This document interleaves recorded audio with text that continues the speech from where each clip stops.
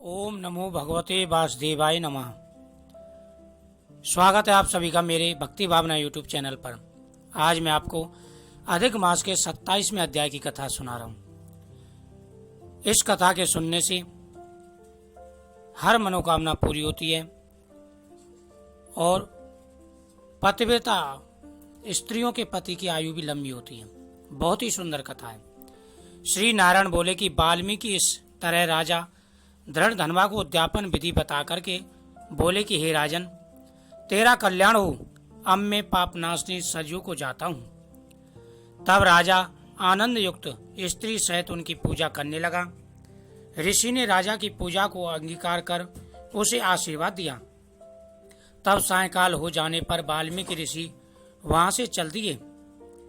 राजा भी सीमा तक उनको पहुंचाकर अपने घर आया और अपनी रानी गुड़ सुंदरी से बोला कि हे सुंदरी, राग द्वेष वाले गंधर्व नगर के समान इस असार संसार में मनुष्य को क्या सुख है। अध्रुव शरीर को छोड़ ध्रुव को प्राप्त करने के लिए पुरुषोत्तम का स्मरण करने के लिए मैं वन में जाता हूँ। तब वह पतिव्रता ऐसे वचन सुन अत्यंत नम्रता से हाथ जोड़कर के बोली कि हे पतिदेव, मैं भी आपके साथ चलूंगी। पतिव्रता स्त्रियों के लिए तो पति ही देवता हैं। इस तरह प्रिय का वाक्य सुन करके और अंगीकार करके राजा पुत्र को राज्य अभिषेक कर स्त्री के साथ तत्काल मुनियों से सेवित वन को चला गया। इस तरह व्रत की विधि में स्थित हुए तपोनिधि राजा की पतिव्रता रानी सेवा में तत्पर रहती।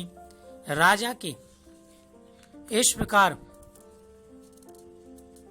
सेवा करते हुए संपूर्ण पुरुषोत्तम मास समाप्त होने पर वहां पर विमान आया और विमान पर चढ़कर वह सुंदर नवीन धारण कर तत्काल गोलोक धाम को चले गए। नारायण बोले कि हे नारद, इस पृथ्वी तल में पुरुषोत्तम के समान कुछ भी नहीं है। हजारों जन्मों तक तप करने से भी वह फल नहीं मिलता जो पुरुषोत्तम के सेवन से मिलता है।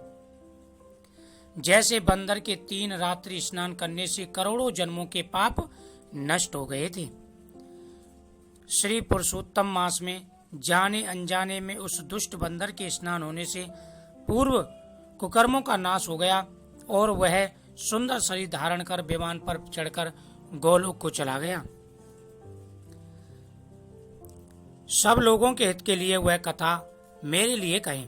तब नारद जी ने बंदर की कथा सुनी तो उन्होंने कहा कि हे प्रभु, अब कृपा करके उस बंदर की कथा बताइए जो सबके हित करने वाली है। उस बंदर ने 3 रात्रि कहाँ स्नान किया, वह बंदर कौन था, उसने क्या आहार किया, कहाँ उत्पन्न हुआ और उसके अनजाने ही पुरुषोत्तम मास में स्नान करने का क्या फल है। श्री नारायण बोले, केरल देश में उत्पन्न अत्यंत एवं लोभी ब्राह्मण था। इस कर्म से लोक में वह कदर्प यानी कंजूस नाम से विख्यात था। यद्यपि उसके पिता ने उसका नाम चित्र शर्मा रखा था। वह कभी भी कोई धार्मिक कार्य नहीं करता था। एक वन में विचरने वाला माली उसका मित्र था। वह ब्राह्मण सदैव अपने उस मित्र माली के पास जाकर रोकर बारंबार अपना दुख कहा करता था कि नगर के रहने वाले सदैव मेरा तिरस्कार करते हैं, इससे इस नगर में रहना अति कठिन हो गया है। वह माली उसको दीन जानकर के दया करता हुआ बोला कि हे कदर, तुम इस समय बाड़ी में रहो।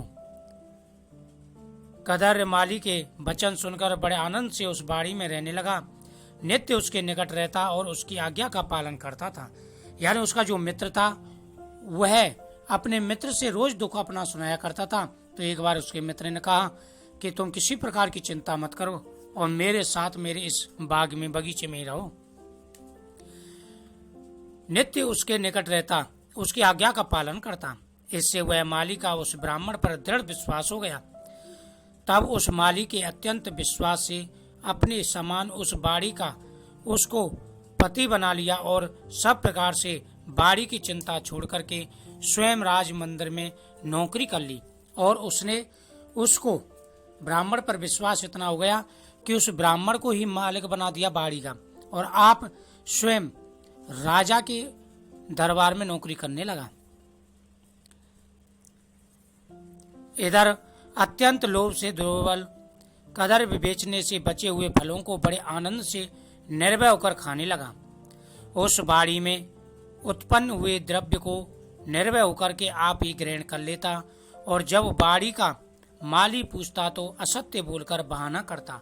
यानी माली ने तो उसको मालिक बना दिया, लेकिन वो क्या करता, माली तो नौकरी करने चला जाता, वह ब्राह्मण पीछे से फल बेचता और आराम से उस धन का उपयोग भी करने लगा।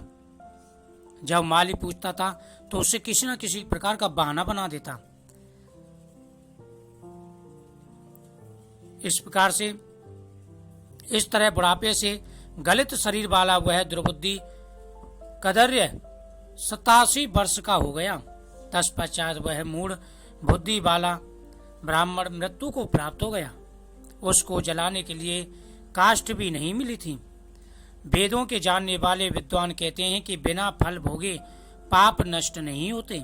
यानी इंसान जैसा कर्म करता है उसी प्रकार से उसको फल मिलता है। बिना भोगे कोई भी पाप जो है नष्ट नहीं होते। मरने के पश्चात वह यमदूतों से मुदगरों की मार से हाहाकार करता हुआ अति भयंकर मार्ग को चला। विलाप करते हुए उस ब्राह्मण को यमराज के दूत यमराज के पास ले गए। चित्रगुप्त उसे देख उसके शुभ अशुभ कर्मों को देखकर धर्मराज से बोले कि यह कदर ब्राह्मण अधम है। इस दुर्बुद्धि वाले धन के लोभी का कुछ भी सुकृत नहीं है। और उन्होंने उसके सामने, यमराज के सामने उसे ले जाकर के कहा कि यह बड़ा पापी है, दुराचारी है, इसने जीवन में कभी भी कोई पुण्य कर्म नहीं किया, इसके कोई भी शुभ कर्म नहीं है, यह बाड़ी में रहता हुआ बड़े पाप कर्म करता रहा। बाड़ी माली से विश्वासघात किया।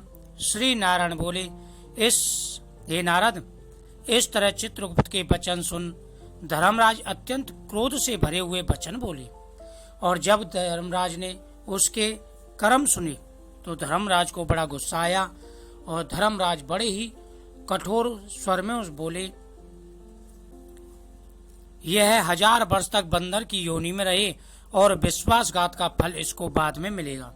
यानी जो इसने कर्म किए हैं इससे तो इसको 1000 वर्ष की बंदर की योनि मिलेगी, और जो इसने विश्वासघात किया था उसका फल इसे बाद में मिलेगा। यानी पहले तो 1000 वर्ष तक बंदर की योनि में रहेगा, उसके बाद में इसको विश्वासघात का फल मिलेगा।